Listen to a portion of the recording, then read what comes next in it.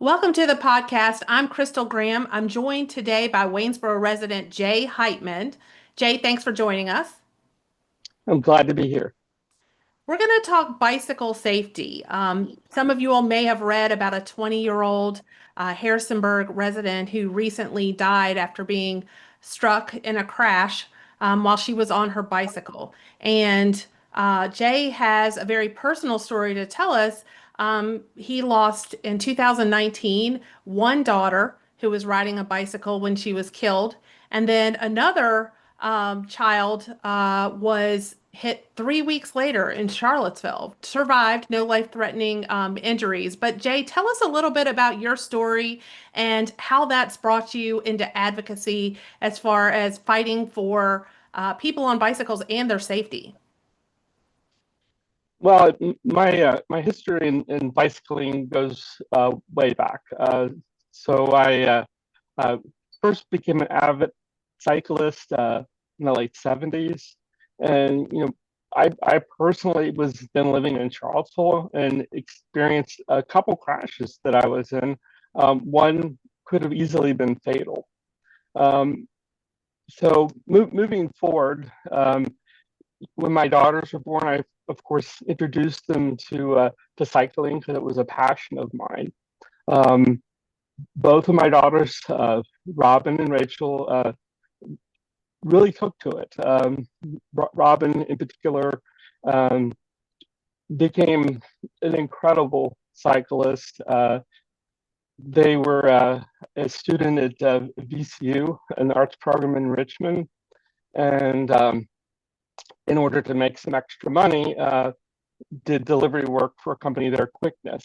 I remember talking to them on the phone, and they shared with me that they were riding somewhere like 50 to 100 miles a day. So just phenomenal mileage. um, and so it was no surprise to me, when Robyn was offered a position with a international women's cycling team as an ambassador, and also for a bicycle club when it's in New York City. Robyn rode a single gear track bike, so no gears to switch to. And they rode their track bike with their messenger bag with important belongings from Richmond, Virginia to New York City, which is some 350 miles, and they did it in 3 days. Um, a few uh, a few days before Robyn lost their life, they got in touch with me on Facebook, and we were like chatting about stuff. And they had lost their identification and wanted me to send their birth certificate and uh, ID that I had, and Social Security and such. Little was I to know that that was the last interaction that I was to have with my daughter. The following week, Monday, Robyn, like in Richmond, took on a position to do messenger work in New York City. Um, on the second run of their first day on the job, they were within 2 blocks of the delivery. A cab driver was blocking the bike lane and started moving left into the lane of traffic. Um, Robyn moved with the vehicle, and concurrent with that, a, uh, a speeding box truck driver who was distracted, who had just run the red light, knocked my daughter to the ground. Robyn fell underneath the side of the truck and was crushed to death. Um, they didn't succumb to their injuries immediately, but took around half an hour to die. Um, that was an extremely difficult time for me. Um, but and this is was an equal trauma, which you mentioned. So after Robyn's death, I was chatting um, with a friend online, and they inquired about how Rachel was doing. And Rachel was a student at that point in time at the University of Virginia, and I just responded, "Oh, Rachel's doing fine." doing great in classes. Uh, and their response was, "You don't know, do you?" And I'm like, "No, what?" Rachel was hit. And of course, immediately I reached out to my daughter and I said, "Rach, why didn't you tell me?" And she says, "Dad, Robyn just died 3 weeks ago. I didn't want to add to it." I later learned that Rachel was riding um, in a paint marked, but otherwise unprotected bike lane on Preston Avenue in Charlottesville. Um, they were on a train ride. They were part of the UVA Triathlete Club, and a distracted driver of a car came out from a side street, T-boned Rachel. Rachel's bike was destroyed, but fortunately, she didn't have any life-sustaining injuries. But think about that for a moment. I nearly lost both of my children in 3 weeks' time. Since then, I've been working with a number of groups locally and nationally. I'm a member of Families for Safe Streets, which is an organization that, amongst other things, advocates for safer road conditions and vehicles, but is composed of people that have either lost someone to traffic violence or were seriously injured by it.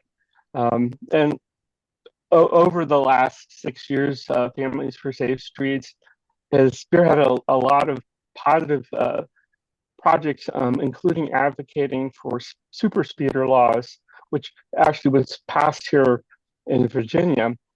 Basically allows judges to provide those convicted of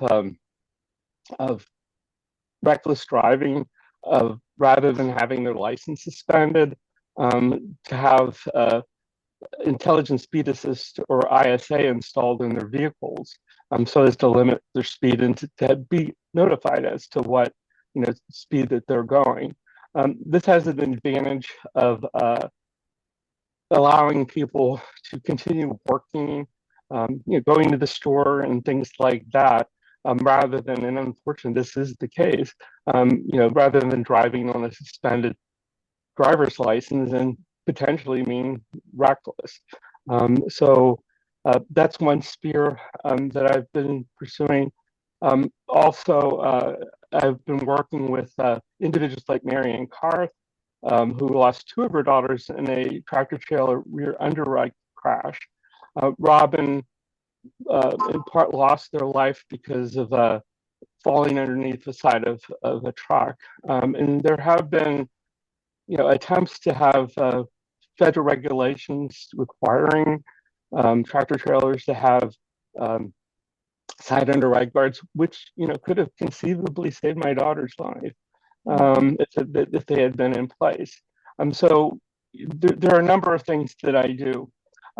More locally, as you mentioned, here in Waynesboro and in Augusta County, the the investment in safe cycling infrastructure is really rather poor, and a number of cyclists in this area have lost their life. The woman that you mentioned was actually the second that was killed in Augusta County. There was a gentleman, I guess it's been about a year and a half ago, that was hit again from behind, while out, on a morning ride. In that particular case, it was a young high school student that was crossing a hill and ran right into the back of them. These are things that local government, be it the city of Waynesboro or the Augusta County Board of Supervisors, can do to make conditions safer for, those that elect to use transportation other than motor vehicles. Right. So, Yeah, I was just going to say that I know that Waynesboro is doing some studies specifically of some of their most trafficked areas, Lou DeWitt Boulevard and Rosser Avenue right now. They're doing some studies and some surveys to try. One of the things they're looking at is pedestrian and bicyclist safety. I had talked with the Office on Youth, Stephen Guerin, who's been behind the traffic garden, one of the people behind the traffic garden that was built in Waynesboro to kind of teach cyclists the rules of the road. Um, but one of the things he said is that, the area has a very long ways to go as far as bicyclist safety is concerned. And he had said at one time that Waynesboro had put some bicycle lanes. There are a few in Waynesboro, certainly, but they had had a plan to put more in, and money held them back. What would you say to governments who say, I know that that's only part of the solution, but certainly designated bicycle lanes would improve conditions here in the valley? Absolutely. And the thing that um, municipalities often do is install what is called sharrows, which is actually bicyclists and automobiles, sharing the same roadway. Um, I'm not hearing you. Yeah, no. Assuming that they install some of those kinds of measures, is that enough, or what needs to be done? What can local governments do? Well, you mentioned Lou DeWitt Boulevard, and I have to say one of the frustrations that I have, and it's just not Waynesboro, it's other areas, Charlottesville, and so forth, is that as part of building code requirements, new businesses that build have to put a section of sidewalk in. But in Ludowitz Boulevard's particular case, that leaves these little teeny sections of sidewalk here and there that are not connected whatsoever. Hmm. And so instead of providing um, a continuous sidewalk, or and less expensive to build is a asphalt multi-purpose path, which could be used by pedestrians and cyclists. Um, they don't do anything. And so it makes it kind of difficult, particularly if you're a pedestrian and wanting to walk, say from Rosner um, up to the Main Street. You've got little section sidewalk, Hmm. and then you've got rough grass, and these are things that local governments can do. Um, I think part of the financial issue is where we uh, decide to place the importance of dollars. And so a lot of money can be put in road construction, but a very small fraction, if any, is put towards pedestrian and cyclist safety, and it really should be. One of the things that I'm on a national level trying to advocate for is others. This is including the League of American Cyclists. Is the current U.S. Department of Transportation Secretary Sean Duffy made a statement that he feels that too much money is being spent on things like bicycle lanes. And if you really compare it on a federal level to the literal billions of dollars that are being spent on road infrastructure projects, the amount of money um, for local governments trickles down from federal funds. And Hmm.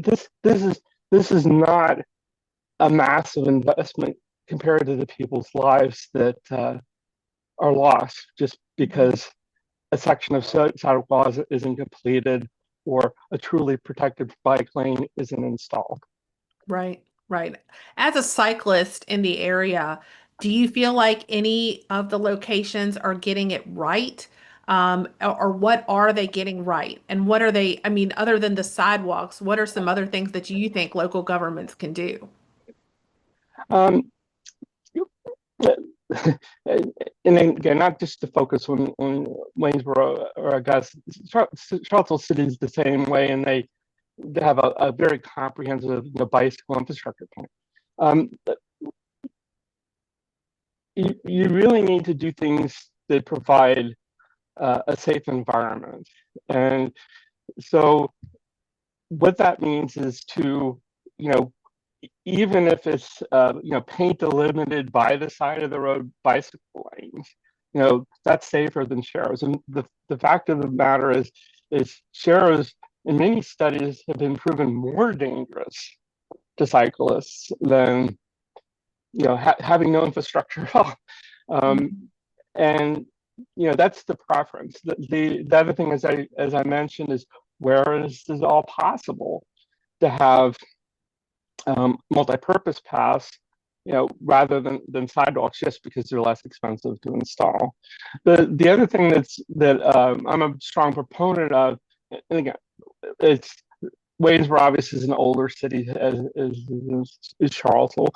In other areas, be it Stanton and so forth. Having parking protected bicycle lanes, which is to say having the sidewalk curb, a bicycle lane, a small buffer area, and then car parking, provides a tremendous safety, both for cyclists as well as pedestrians. And let's not forget the disabled, because the disabled use sidewalk infrastructure, and then they also use bicycle infrastructure in order to get around. And so we're addressing three distinct groups of population where safety can be enhanced just by the political decision to do things to make our roadways safer for all users. Mm-hmm. Where do you typically ride your bike in this area? Where you feel safe? Um, Boy, that's a mixed bag. Some areas downtown are great. I have to say, one of the, and of course this isn't good for point to point errand running, but the trail that's built along the river is a great place to ride. I'm excited about the future possibility of extending the trail system from Waynesboro up to the Blue Ridge Tunnel and beyond. In the past, I would, and this was on a tandem with someone else, ride from Waynesboro, up to Afton Mountain, and some places along there, there is a bike lane, and some places they're not. But having that kind of investment is great. And I'm glad to see organizations like the Shenandoah Valley Bicycle Coalition, really being vocal about improvements, say in Harrisonburg. I'm also happy to see the city of Stanton is doing things to make cycling safe, in the area. And so we have other local governments in this area that are actually, stepping up to do improvements to really protect people's lives. And I'd like to see the local government in Waynesboro be able to do the same. Another big issue, and I think you mentioned this with your daughter's death in New York City, is distracted driving. And I know that Virginia as a whole has tried to put some stronger penalties on people who are, most of the time it has to do with a cell phone or some kind of handheld device. Has Virginia gone far enough? It seems like they're trying to move in the right direction. By my understanding is that's now kind of like a first offense. They can pull you over just for being on your cell phone. Oh, absolutely. And I was really glad to see um, the passage of that law. And let's not forget, Virginia also has a seatbelt law as well. Hmm. Um, one of the things that um, I interact with the organization called Drive Smart Virginia, which is also a safety advocacy group. Um, and you know, they do a lot of promoting, the fact that these laws are in place, as does, and I mentioned local government that does the same, be it on a roadside, LED sign, buckle up, or you know, put your phone down. Um, one of the things that I've been uh, advocating for is in New South Wales, Australia. They have successfully implemented a system to detect people on their cell phones and using their seatbelts.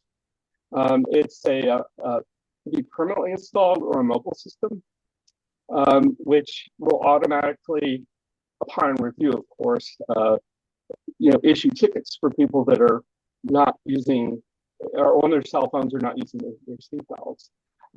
Kind of coincidentally, I was uh, stopping by the Walmart in Waynesboro, and I saw two rental RVs, and I just while walking decided to say hello to the people in the RVs, and as it turned out, they were from South Wales, Australia, and I mentioned to them about the hands-free system there, and the older gentleman said, "Yeah, well, my wife actually was ticketed for that," and I Hmm. thought it was just a strange coincidence to actually run into somebody that you know had personal experience with us. That system has been tested by the Insurance Highway Institute in Ruckersville, and is found to be as accurate as a human observer. The one advantage is these things work 24/7. Rain, sleet, snow, night or day. Um, I actually talked to a police officer in Waynesboro about it, and uh, he said, that would be an absolutely fantastic thing for them to have. Because, and I didn't know this.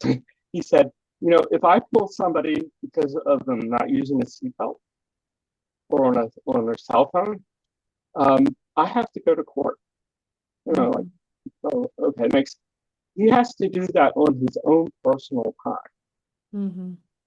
And I mean, for for local governments to have that means of enforcement, which would offload um, their resources to actually better enforce both CFOT and hands-free laws, would be a real plus. And I really hope that other um, local and state governments, do decide to implement such systems in the future, because the fact of the matter is between speeding and distracted driving, those are the leading causes of traffic crashes and fatalities. Um, and as you mentioned, I mean, in both my daughter's cases, it was driver distraction that led to a death and to an injury. It doesn't have to be this way. Now, tell me a little bit. I see in the background here as we're chatting, a van with a white bike, and I think it says "Ride for Robyn." You're kind of Yes. sitting in front of it, but tell me about that and how that's part of your advocacy. Well, um, the, I really actually, prior to my daughter Robyn's death, had no idea what a ghost bike was. And the way that I found out that my Robyn lost her life was that a friend of theirs in New York posted on Facebook um, memorial ride for Robyn ghost bike dedication, and Robyn's name is spelled Robyn, and so I didn't know what that meant. But I did open up Facebook Messenger and send Robyn, are you okay? It was only later that I learned that they had been dead for 5 hours at that point. And so one of the things that was done was both in New York City, but also in the Churchill district of Richmond, Virginia, 2 ghost bikes were dedicated, in memory of my daughter.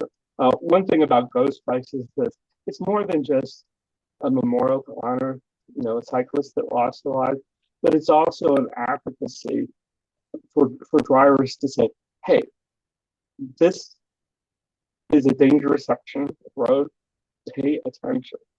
Mm-hmm. But I wanted to be able to go beyond those fixed locations. And so I made a ghost bike to put on the top of my van. And when I have driven around, people have come up to me. I remember being in a store in Charlottesville, a mother with some younger children, hey mom, why is there a white bike on the top of that van? They approach me. And another occasion, a couple shared with me about their father, who, the woman's father, who was riding a recumbent cyclist, and it was hit by a concrete truck. And, they gave me a little card about that. I think one of the things that had the most impact to me was I found a post on Reddit, and the title of the post was, "That's got to be the coolest ghost bike I've ever seen." And they had taken a picture of me. I hadn't known that. And there was a conversation, a thread, on Reddit about the advocacy that I was doing. And so it's that kind of exposure to this unnecessary traffic violence, that doing things like that matters.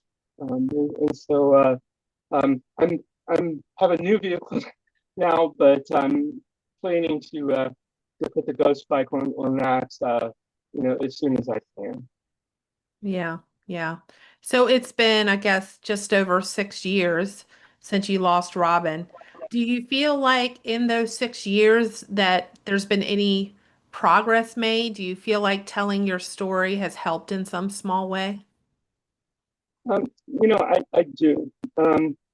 The thing that I've learned is, and I think this is human instinct in a way. When something bad happens, you really would like to see changes occur immediately. Mhm. But what I've learned over the years is this: be it advocating for legislation, regulation, rules, changes and updates to infrastructure is a very, very slow process. I testified in front of the Charlottesville City Council Planning Commission concerning a multi-use path in a small section in Charlottesville.